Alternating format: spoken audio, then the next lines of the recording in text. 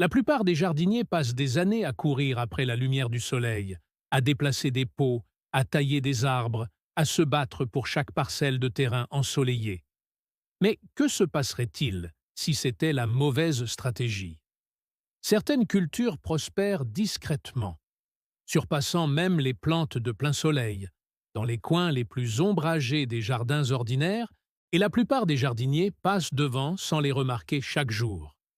Plus tard, vous découvrirez le légume feuille, qui double de volume en une nuit à l'ombre dense, le légume racine qui déteste la lumière du soleil, et le numéro 15, qui a même surpris les cultivateurs les plus expérimentés. Restez avec moi. Pendant des siècles, les jardiniers traditionnels, des anciens agriculteurs chinois aux herboristes européens du Moyen Âge, ont cultivé des aliments dans les forêts, sous la canopée, le long de murs ombragés. Ils n'ont pas combattu leur environnement, ils ont travaillé avec lui. Le jardinage moderne a oublié cette leçon. On nous a conditionnés à croire que plus de soleil signifie toujours plus de nourriture, mais la science raconte une autre histoire. De nombreuses cultures ont évolué sous la canopée des forêts. Ils ont été conçus pour créer de l'ombre. Ce que vous allez découvrir n'est ni une tendance, ni une astuce. C'est un retour à quelque chose que les jardiniers comprenaient autrefois profondément, et qu'ils ont, en quelque sorte, perdu. Dans un instant, nous vous présenterons 20 cultures d'ombre qui produisent des récoltes plus rapides et plus abondantes que la plupart des plantes aimant le soleil. Certaines de ces réactions vont vous surprendre. Quelques-unes vont véritablement vous choquer. Une plante figurant sur cette liste est utilisée comme aliment de survie depuis des milliers d'années et prospère dans des conditions que la plupart des jardiniers abandonneraient complètement. Une autre plante pousse si agressivement à l'ombre que même les cultivateurs expérimentés doivent la contenir. Et celle qui figure tout en haut de cette liste, la plupart des gens l'ont dans leur jardin en ce moment même, et ils ne savent même pas qu'elle est comestible. Numéro 20. Les épinards. La plupart des gens considèrent les épinards comme un aliment de base des supermarchés, ordinaire et prévisible. Mais les épinards ont un secret. Elles détestent le soleil brûlant de l'après-midi. Il y a plus de 2000 ans, les anciens agriculteurs perses cultivaient des épinards, les faisant pousser à l'ombre fraîche de cultures plus hautes. On l'appelait le prince des légumes. Il savait quelque chose que nous avons oublié. Voici ce qui arrive lorsque les épinards reçoivent trop de lumière directe du soleil. Ils se boulonnent. Elle pousse en hauteur, devient amère et cesse complètement de produire. Mais à l'ombre partielle ou totale, elle reste basse, feuillue et incroyablement productive pendant des mois de plus que les plantes cultivées au soleil. La science le confirme. Les épinards contiennent des structures de chlorophylle qui fonctionnent efficacement dans des environnements peu éclairés. Cela ne nécessite pas de photons intenses. Il faut de la cohérence. Une lumière froide et diffuse est idéale pour elle. Pour votre jardin, cela signifie que cette plate-bande ombragée le long de votre clôture est l'endroit idéal pour cultiver des épinards. Plantez, là au début du printemps ou en automne, dans un coin ombragé, et récoltez-la en continu pendant des semaines. La leçon que nous enseignent les épinards est simple. Tout ce qui prospère ne le fait pas forcément aussi bruyamment, et au vu et au su de tous. Parfois, ce sont les coins les plus tranquilles qui produisent le plus. Numéro 19. Le chou frisé. Le chou frisé est devenu l'emblème de l'alimentation saine moderne. Mais la plupart des gens ignorent que le chou frisé cultivé à mi-ombre développe des feuilles plus sucrées et plus tendres que celui cultivé en plein soleil. Le chou frisé est cultivé dans toute l'Europe du Nord depuis plus de 2000 ans, notamment en Écosse et en Scandinavie, où les longs hivers et la faible luminosité font que cette culture reçoit rarement un ensoleillement direct intense. Ces conditions de croissance froide et sombre ne l'ont pas affaibli, elles l'ont perfectionné. Lorsque le chou frisé reçoit trop de soleil intense, ses feuilles deviennent dures et extrêmement amères. L'ombre ralentit sa croissance juste assez pour concentrer ses sucres naturels sans déclencher les composés amers qui incitent les gens à la reléguer au bord de leur assiette. Botaniquement parlant, le chou frisé est une brassicacée de saison fraîche. Il a évolué pour capter une lumière douce et oblique, et non les rayons ardents de midi. Ses larges feuilles sont conçues pour absorber un maximum de lumière provenant de sources de faible intensité. Cultivez le chou frisé dans un endroit ensoleillé le matin et ombragé l'après-midi. Vous récolterez plus longtemps, mangerez mieux, et vous vous demanderez pourquoi vous avez cultivé autrement. Le chou frisé nous rappelle que la pression et la dureté ne produisent pas toujours la force. Parfois, des conditions plus douces permettent de donner le meilleur de soi-même. Numéro 18. Laitue. S'il y a bien une culture qui semble implorer l'ombre, c'est la laitue. Et pourtant, la plupart des jardiniers débutants la plantent en plein soleil, puis s'étonnent qu'elle monte en graines et devienne amère en quelques semaines. La laitue est cultivée depuis près de 5000 ans, d'abord par les anciens Égyptiens qui la cultivaient à l'ombre de plantes potagères plus grandes. Les sculptures murales égyptiennes représentent de la laitue poussant sous des cultures imposantes, un dessin délibéré et intelligent. En plein soleil, la laitue se comporte de façon désespérée. Elle se précipite pour fleurir et produire des graines, abandonnant complètement la production de feuilles. Mais à l'ombre, il se détend. Elle se propage. Elle produit en abondance pendant des saisons beaucoup plus longues. Le principe scientifique est simple. La laitue est une plante de jour long, sensible à la photopériode. L'ombre interrompt les signaux lumineux qui déclenchent le verrouillage. En substance, cela trompe la plante pour qu'elle reste dans sa phase végétative productive. Un simple tissu d'ombrage ou la canopée naturelle de plantes plus hautes suffit à prolonger votre récolte de laitue de 6 à 8 semaines supplémentaires. 5000 ans de sagesse confirmée par la botanique moderne. L'ombre n'est pas l'ennemi de la laitue, c'est son habitat naturel. Numéro 17.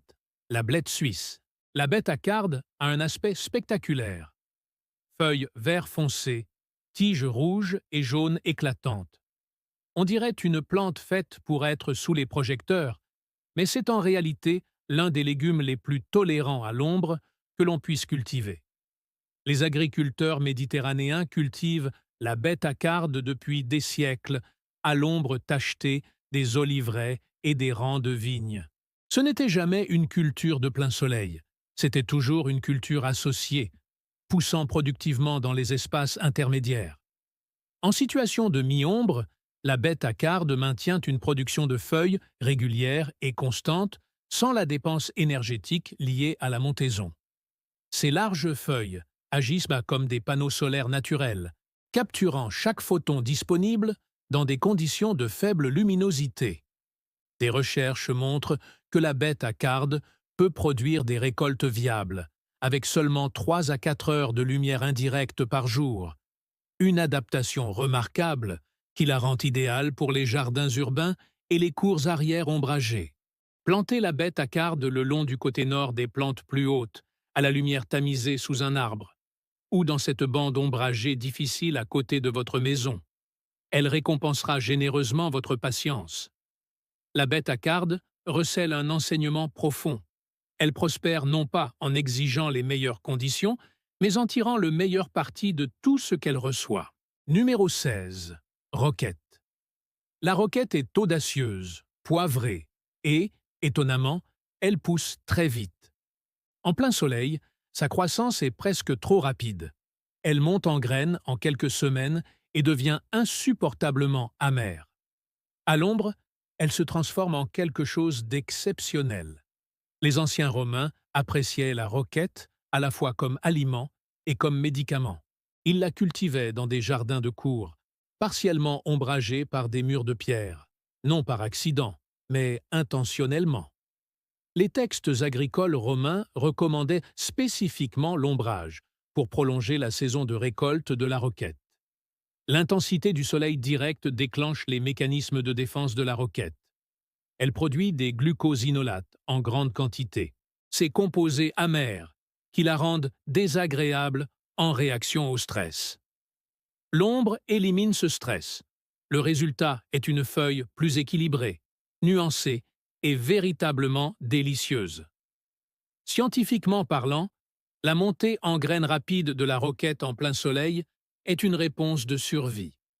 L'ombre atténue ce besoin urgent, permettant à la plante d'investir son énergie dès site en la production de feuilles, plutôt que dans la reproduction. Cultiver la roquette à l'ombre légère ou modérée pour obtenir des récoltes qui durent des semaines de plus que les plantes cultivées au soleil, avec une saveur nettement supérieure. La roquette recèle une vérité discrète mais puissante. Le stress peut accélérer la croissance, mais il en améliore rarement la qualité. Numéro 15, le cresson. Celle-ci surprend même les jardiniers expérimentés.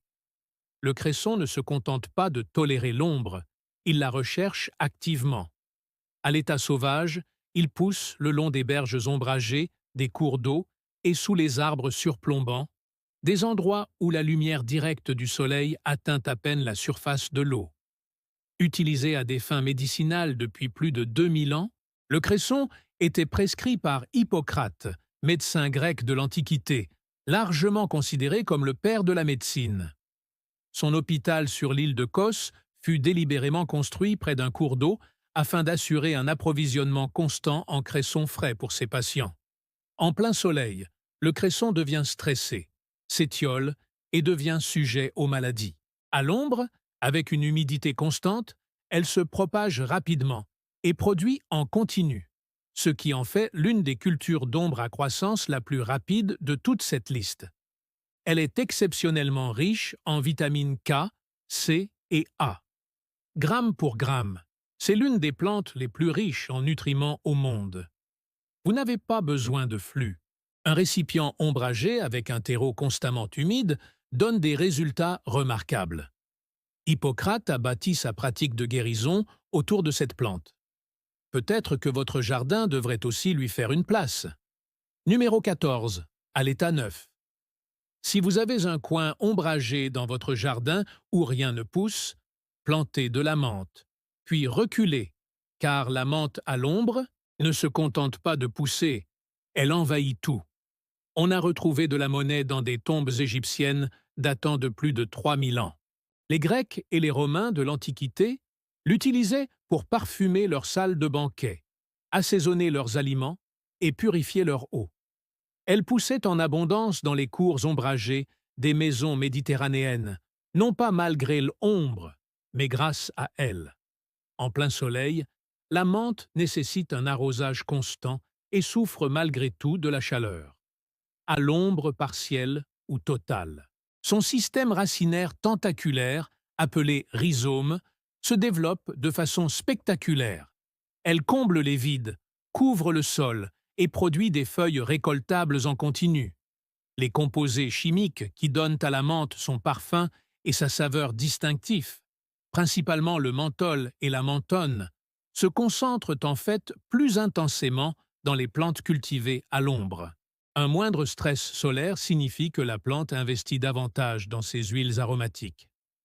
Cultivez la menthe en pot à l'ombre pour contrôler sa propagation enthousiaste. Récoltez régulièrement pour favoriser une croissance plus dense et plus productive. Après 3000 ans de culture par l'homme, elle pousse toujours le mieux là où la plupart des jardiniers abandonnent. Numéro 13. La coriandre. La coriandre est connue pour un comportement frustrant. Sa montée en graines. Plantée en plein soleil, elle abandonne en quelques semaines toute production de feuilles, se met à fleurir et devient impropre à la cuisson. L'ombre est une solution que la plupart des jardiniers n'essaient jamais. Utilisée en cuisine depuis plus de 5000 ans, mentionnée dans des textes sanscrits, des papyrus égyptiens antiques et même dans la Bible, la coriandre a toujours été une culture abritée par temps frais. Les jardins d'herbes aromatiques d'antan étaient conçus avec des zones d'ombre délibérément intégrées, afin de prolonger la saison de production de la coriandre. L'ombre ralentit considérablement la montée en graines de la coriandre en réduisant le stress thermique et en modérant l'exposition à la lumière. Il en résulte des semaines supplémentaires de récolte de feuilles avant que la plante ne passe à la production de graines. D'un point de vue botanique, la coriandre monte en graines, en réaction à la fois à la chaleur et à une longue durée d'ensoleillement. L'ombrage agit simultanément sur ces deux facteurs en refroidissant la plante et en réduisant la durée d'exposition à la lumière. Plantez la coriandre à l'ombre l'après-midi. Maintenez-la constamment humide et vous récolterez des feuilles pendant des mois plutôt que des semaines. 5000 ans d'histoire culinaire et le secret de sa bonne culture a toujours été l'ombre. Numéro 12, ciboulette. La ciboulette est l'une des plantes d'ombre les plus sous-estimées dans tous les jardins. Robuste, à croissance rapide et d'une productivité presque agressive même en conditions de faible luminosité, ce sont les discrètes et travailleuses bêtes de somme du jardin ombragé. La ciboulette, l'une des plus anciennes herbes cultivées de l'histoire de l'humanité, était déjà cultivée dans les jardins chinois il y a plus de 5000 ans. Elles se sont répandues vers l'ouest le long des routes commerciales, devenant finalement un élément essentiel des jardins des monastères européens médiévaux, cultivés dans les espaces abrités et partiellement ombragés entre les bâtiments en pierre. À l'ombre, la ciboulette produit des feuilles tendres et douces de façon constante, sans la texture dure et fibreuse qui se développe sous une forte exposition au soleil. Leur croissance ralentit juste assez pour maintenir la qualité tout en restant très productive tout au long de la saison. Les Aliacées, famille de plantes qui comprend la ciboulette, les oignons et l'ail, ont des systèmes racinaires superficiels qui prospèrent dans les conditions de sol plus fraîches et plus humides naturellement créées par l'ombre. Plantez la ciboulette le long des bordures ombragées, sous les plantes plus hautes ou dans des pots à l'abri du soleil direct de l'après-midi. Récoltez régulièrement en coupant à environ 1 pouce au-dessus du niveau du sol. Elles repousseront de manière fiable pendant toute la saison. Cultivées depuis 5000 ans sur 3 continents, votre coin ombragé de jardin est leur habitat naturel. Numéro 11. Bok choy. Le bok choy est l'un des légumes à la croissance la plus rapide dans n'importe quel jardin. Et à l'ombre, cette vitesse devient extraordinaire. Cultivé en Chine depuis plus de 6000 ans, le bok choy était traditionnellement cultivé à la lumière filtrée, sous des cultures plus hautes et le long des bordures ombragées des rizières. Les agriculteurs chinois avaient compris intuitivement que cette plante ne supportait pas le soleil intense, mais qu'elle préférait une lumière douce et constante dans des conditions de culture fraîches. En plein soleil, le bok choy monte rapidement en graines par temps chaud, devenant dur et amer, presque du jour au lendemain. À mi-ombre, elle conserve son caractère vif, doux et productif, pendant des périodes de croissance nettement plus longues. Appartenant à la famille des brassicacées, le bok choy a évolué dans des environnements forestiers plus frais. Ses larges feuilles vert foncé sont très efficaces pour capter la lumière diffuse, ce qui lui confère un véritable avantage concurrentiel dans les espaces ombragés du jardin. De la graine à la récolte en seulement 30 jours dans des conditions d'ombrage idéales. C'est l'une des cultures à cycle de vie les plus rapides de toute cette liste. 6000 ans de savoir-faire agricole chinois, confirmés par les cultivateurs modernes, vos plates-bandes ombragées n'attendent que ça. Numéro 10.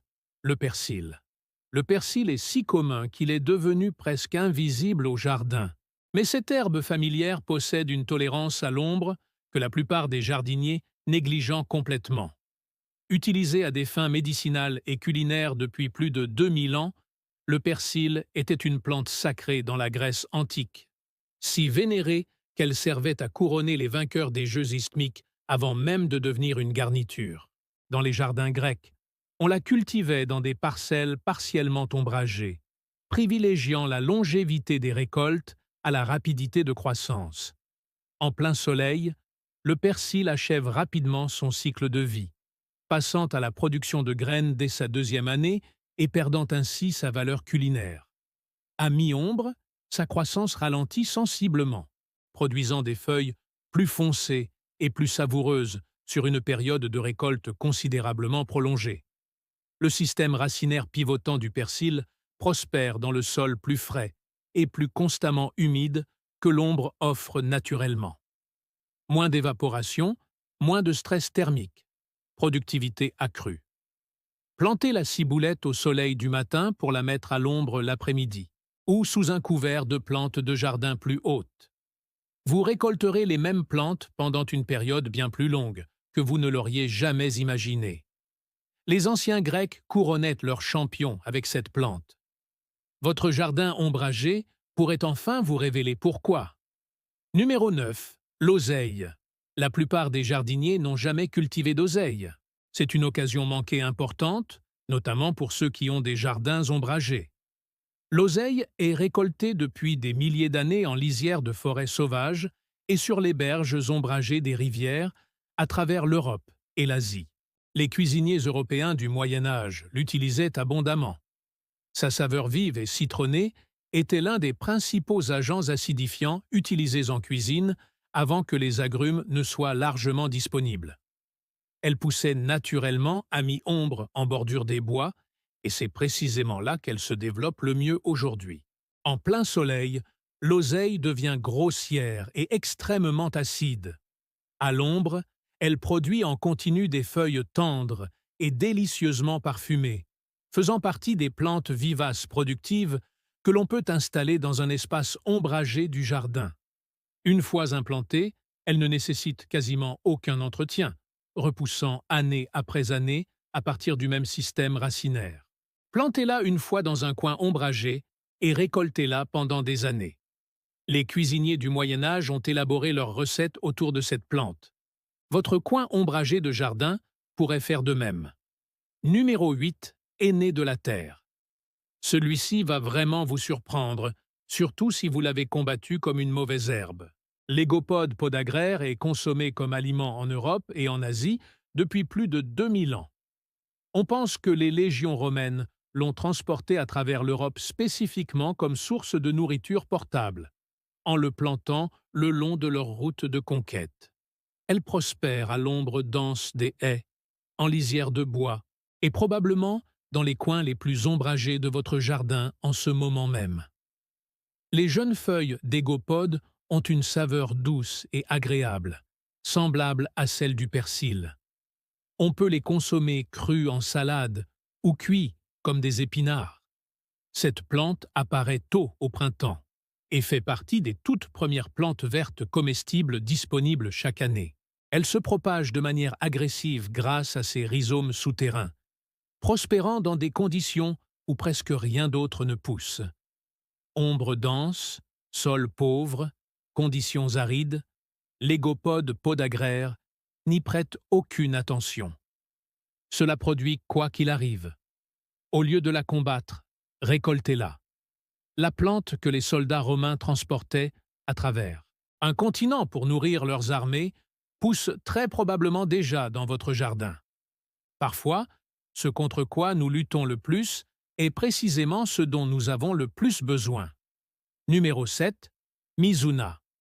La mizuna est l'une des cultures les plus spectaculaires visuellement que vous puissiez cultiver. Ses feuilles, finement découpées, ont une saveur douce et poivrée, et sa croissance à l'ombre est remarquablement rapide, voire surprenante. Ingrédient de base de la cuisine japonaise depuis des siècles, le mizuna était traditionnellement cultivé dans les conditions fraîches et partiellement ombragées des potagers japonais. De petites parcelles gérées de manière intensive, conçues pour produire toute l'année dans les conditions climatiques variées du Japon. Les agriculteurs japonais l'appréciaient précisément parce qu'elle donnait de bons résultats là où d'autres cultures échouaient. À l'ombre, la mizuna conserve bien plus longtemps la délicatesse de ses feuilles et sa saveur douce qu'en plein soleil, où la chaleur durcit rapidement sa texture et accentue son goût poivré. Elle pousse rapidement, se récolte en continu et repousse de manière fiable après la coupe. En tant que brassicacée de saison fraîche, le mizuna possède des systèmes photosynthétiques optimisés pour une lumière douce et diffuse, ce qui lui confère un véritable avantage dans les plates-bandes ombragées que la plupart des jardiniers considèrent comme improductives. Des siècles de sagesse potagère japonaise à portée de main, même dans votre coin le plus ombragé. Rares sont les cultures qui offrent un retour sur investissement aussi fiable et des résultats aussi exceptionnels. Numéro 5. Claytonia, ou laitue des mineurs. L'histoire de cette plante est extraordinaire, et elle commence par la survie. Pendant la ruée vers l'or en Californie dans les années 1940, des milliers de mineurs ont souffert du scorbut, cette maladie dévastatrice due à une carence en vitamine C qui avait tué des marins pendant des siècles. Les Californiens autochtones ont fait découvrir aux mineurs une petite plante succulente qui poussait en abondance dans les zones ombragées et humides des forêts côtières de Californie. Ils l'ont mangée. Le scorbut a reculé. La claytonie, surnommée laitue des mineurs en référence à cette histoire, est l'une des plantes comestibles les mieux adaptées à l'ombre. Elle pousse naturellement à l'ombre profonde des forêts, produisant de petites feuilles rondes à la texture douce et succulente et à la densité nutritionnelle remarquable. Elle prospère dans des conditions fraîches, ombragées et humides et produit en abondance dans les espaces de jardin que la plupart des jardiniers abandonnent complètement. Peu de cultures sont aussi résistantes au froid, aussi tolérantes à l'ombre et aussi nutritives pour l'espace qu'elles occupent. Une plante qui a sauvé des vies lors d'une des plus grandes ruées vers l'or. De l'histoire vous attend paisiblement à l'ombre de votre jardin. Il est peut-être temps de la planter enfin. Numéro 4. Fougère autruche, crosse de fougère. C'est à partir de là que notre liste commence à dépasser les attentes et à aborder quelque chose de véritablement ancien. Les fougères autruches existent sur cette planète depuis plus de 360 millions d'années. Ils sont antérieurs aux dinosaures. Elles ont évolué à l'ombre dense des forêts bien avant l'apparition des plantes à fleurs, et elles nourrissent les êtres humains depuis des milliers d'années. Les peuples autochtones d'Amérique du Nord récoltaient les crosses de fougères, les jeunes frondes enroulées de la fougère autruche, comme l'un des premiers aliments frais disponibles chaque printemps. Elles poussaient le long des berges ombragées des rivières et sur le sol des forêts, apparaissant fidèlement chaque année sans aucune intervention humaine. Dans les jardins, les fougères autruches prospèrent à l'ombre dense et dans un sol constamment humide. Ils ne demandent presque rien. Elles produisent de manière fiable chaque printemps et, une fois établies, une seule plante se propage progressivement en une colonie productive qui survivra au jardinier qui l'a plantée. 360 millions d'années de survie à l'ombre. Aucune autre culture de cette liste ne possède ce genre de qualification. Numéro 3. L'oxalis des bois. À ne pas confondre avec l'oseille commune. L'oxalis des bois est quelque chose de différent et de bien plus ancien dans sa relation avec les êtres humains. Avec ses feuilles caractéristiques ressemblant à du trèfle et ses fleurs jaunes vifs ou blanches, l'oxalis des bois pousse en abondance sur les sols boisés et ombragés de tous les continents habités de la Terre. Partout dans le monde, les cultures autochtones, des Amérindiens aux communautés tribales africaines, en passant par les cueilleurs européens, consomment de l'oxalis des bois depuis des millénaires. Elle ne nécessite aucune culture. Elle pousse tout simplement de manière fiable à l'ombre. Son goût est vif et intensément citronné grâce à l'acide oxalique, le même composé qui lui confère de remarquables propriétés antioxydantes. Les jeunes feuilles, les fleurs et les gousses sont toutes comestibles. Au jardin, l'oxalis des bois colonise avec enthousiasme les zones ombragées et ne nécessite absolument aucun entretien. C'est peut-être la culture d'ombre la plus facile à cultiver qui soit, déjà présente dans la plupart des jardins sans que leurs propriétaires ne s'en rendent compte.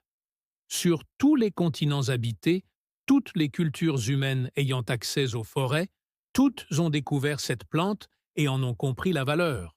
Il se peut qu'il pousse déjà dans votre jardin en ce moment même. Numéro 2. Les poireaux sauvages. L'ail des ours est peut-être l'aliment sauvage le plus recherché en Amérique du Nord, et il pousse exclusivement à l'ombre. Originaire des sous-bois de l'Est de l'Amérique du Nord, l'ail des ours est récolté par les peuples autochtones depuis des milliers d'années comme l'une des premières plantes comestibles à apparaître après l'hiver. Les premiers colons européens les ont rapidement adoptés comme une source alimentaire printanière essentielle, célébrée encore aujourd'hui dans les communautés des Appalaches par des festivals dédiés en l'honneur de leur apparition annuelle. L'ail des ours ne pousse que dans l'ombre profonde des forêts de feuillus, sous la canopée des arbres, dans un sol forestier riche et humide. Il ne supporte pas la lumière directe du soleil. Ce n'est pas une préférence, c'est une nécessité biologique. Au jardin, les aïls des ours peuvent être cultivés dans des plates-bandes très ombragées, avec un sol riche en compost de feuilles. Elles sont lentes à s'implanter, mais une fois établies, elles s'étendent progressivement pour former de généreuses colonies qui produisent chaque printemps sans qu'il soit nécessaire de les replanter. Leur saveur est extraordinaire, une fusion complexe d'ail et d'oignon qu'on ne trouve nulle part ailleurs en supermarché. Des milliers d'années de récoltes indigènes, des festivals des Appalaches construits en leur honneur, et elles ne pousseront qu'à l'ombre. Numéro 1. L'ortie. Et nous y voilà. En tête de liste, cette culture qui a nourri, soigné et vêtu les êtres humains pendant plus de 10 000 ans et qui prospère en ce moment même dans les coins ombragés et perturbés de votre jardin. L'ortie piquante apparaît dans des textes médicaux de l'Égypte antique, des archives militaires romaines, des sagas vikings et des herbiers européens médiévaux. Il a été utilisé comme aliment, médicament, fibre et teinture dans pratiquement toutes les civilisations humaines qui l'ont rencontré. 10 000 ans d'utilisation humaine continue, soit plus longtemps que presque toutes les autres plantes cultivées. Au jardin, comme à l'état sauvage, l'ortie pousse avec une vigueur extraordinaire dans un sol partiellement ombragé et riche en azote. Les bords ombragés des tas de compost, les bordures partiellement ombragées sous les arbres, les coins négligés où rien d'autre ne semble pousser, ce sont les territoires de prédilection de l'ortie. Les jeunes orties printanières, récoltées avant la floraison, perdent entièrement leur pouvoir urticant une fois blanchies ou cuites. Sa saveur est profonde, riche et complexe, souvent comparée à celle des épinards, mais elle est nettement plus nutritive. L'ortie contient des concentrations remarquables de fer, de calcium, de magnésium et de vitamines A et C. C'est également l'une des plantes d'ombre à la croissance la plus rapide qui soit, capable de produire une récolte quelques semaines seulement après sa levée. 10 000 ans, chaque civilisation, toujours dans l'ombre. La culture la plus puissante de cette liste a probablement toujours poussé dans votre jardin, et vous l'avez arrachée. Si vous êtes encore là, vous êtes exactement le genre de jardinier pour lequel cette chaîne existe.